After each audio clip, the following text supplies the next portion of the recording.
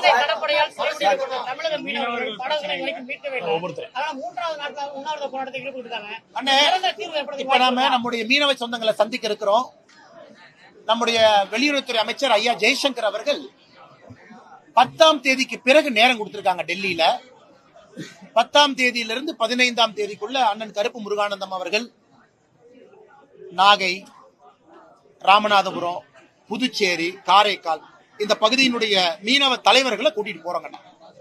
இதுல நம்ம 2 விஷயத்தை தொடர்ந்து வைக்க போறோம். ஒன்று, இலங்கையினுடைய புது அதிபர் வந்த பிறகு கைதுகள் அதிகமாகிருக்கு. நீங்க மன்னார் பக்கம் போறீங்க, இந்த பக்கம் போனா பிடிக்கிறாங்க. கன்னியாகுமரி பக்கம் போறனாலும் இன்டர்நேஷனல் பார்டர் பக்கம் போனா பிடிக்கிறாங்க. அதுவும் கடுமையான அங்க பெயில் கண்டிஷனை கடுமை பண்ணிருக்காங்க. இதை ரொம்ப ஆக்ரோஷமாக பாரதிய ஜனதா கட்சி சார்பாக நான் ஒரு கடிதமே எழுதினேன். அதற்கு வெளியுறவுத்துறை அமைச்சர் அவர்கள் பதில் கடிதம் போட்டாங்க. இன்னைக்கு நான் முகநூல்ல அந்த கடிதத்தை பதிவு பண்ணிருக்காங்க, பாருங்க. அதுல என்ன சொல்லிருக்காங்கன்னா, இல்ல நாங்களும் கடுமையா பேசணும், பிரதமரும் கடுமையா பேசினாங்க.